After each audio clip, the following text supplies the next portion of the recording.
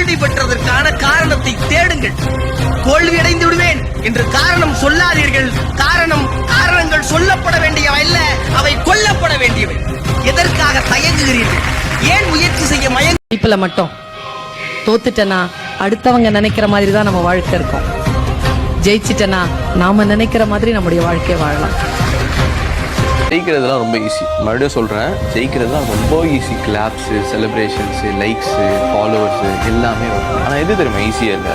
தோக்குறது. தோத்துட்டு திரும்பி தொடங்கின நேரத்துக்கே திரும்பி வரும். நீங்கள் போட்ட எஃபர்ட்ஸு, சாக்ரிஃபைசஸ், நீங்கள் சிந்தின வேர்வை, லேட் நைட்ஸு எதுவுமே வெளியில் தெரியாமல் உங்களை எல்லாரும் லூசராக மட்டும் பார்க்குறது. தோத்துட்டு நிற்கிறது அதுதான் ரொம்ப கஷ்டம். But it's actually beautiful.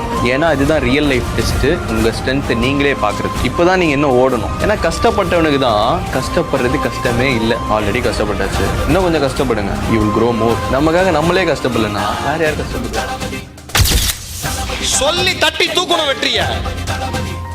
என் வாழ்க்கையில தான் நான் பண்ணிருக்கேன். இந்த வருஷத்துல இந்த கார் வாங்குவேன் நான் டார்கெட் வச்சேன், அதுதான் பண்ணிருக்கேன். எல்லாரும் ஆச்சரியப்படுவாங்க, எப்படி நடந்தது? நடக்கும் நினைக்கிறேன், நடக்குது. வெறித்தனமா உழைக்கணும், எதுக்குமே கவலைப்படக்கூடாது. நம்ம எல்லாரும் லைஃப்ல சக்சஸ் நோக்கியே ஓடிக்கிட்டு இருக்கோம். சம்டைம்ஸ் தோத்துரும். பட் தோத்துட்டோம் உட்கார்ந்துட்டே இருக்காம திரும்பி எழுந்து ஓடுறதுதான் பெரிய சக்சஸ். முடியலன்னு சொல்றியே, முயற்சி பண்ணியா? பண்ணணும்யா. மண்ணுல விழுந்த விதை கூட பூமியை முட்டி மோதி வெளியே வந்ததாயா மரமாகும். இல்ல மண்ணோட மண்ண மக்கி போயிடும். பயப்படாத. நீங்க எப்ப ஒரு விஷயத்தை நோக்கி பயப்படுறீங்களோ அதை நெருங்கவே நீங்கள் துணிய மாட்டீர்கள்.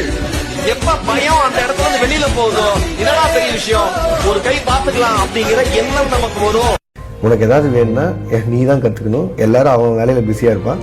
நீ எவ்வளவு இன்வால்மெண்ட் காட்டுறியோ அப்பதான் நீ அதை கத்துக்க முடியும். அதனால உங்க கையில தான் இருக்கு, யாரும் அதை சொல்லித்தர மாட்டாங்கன்னு. ஒரு விஷயம் வேணும்னா ஆசைப்பட்டா மட்டும் பத்தாது, ஆட்டம் பிடிக்க தெரியணும். நீ பிடிக்கிற ஆட்டத்துலதான் அது எவ்வளவு உனக்கு பிடிக்கும் மற்றவங்களுக்கு தெரியும். பார்த்து சிரிச்சா அத உள்ளுக்குள்ள நெருப்பாக்கு, அப்பமானம் கிடைச்சா அது கிரீடம் ஒண்ணு உருவாக்கு. ஒன்ன குத்தி உலகமே ஒரு ஆனந்தம் அடையுமே, திருப்பி அடிக்கும் போதுதான் யாரு நீன்னு புரியுமே.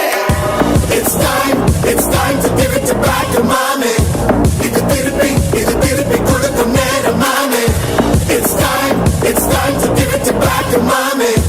இது திருப்பி கொடுக்கும் நேரம் மாமே. உறக்கத்திலே வருவதல்ல கனவு, என்னை உறங்க விடாமல் கண்ணோடு வெற்றி என்றும் வலியோடு பிறந்திடுமே.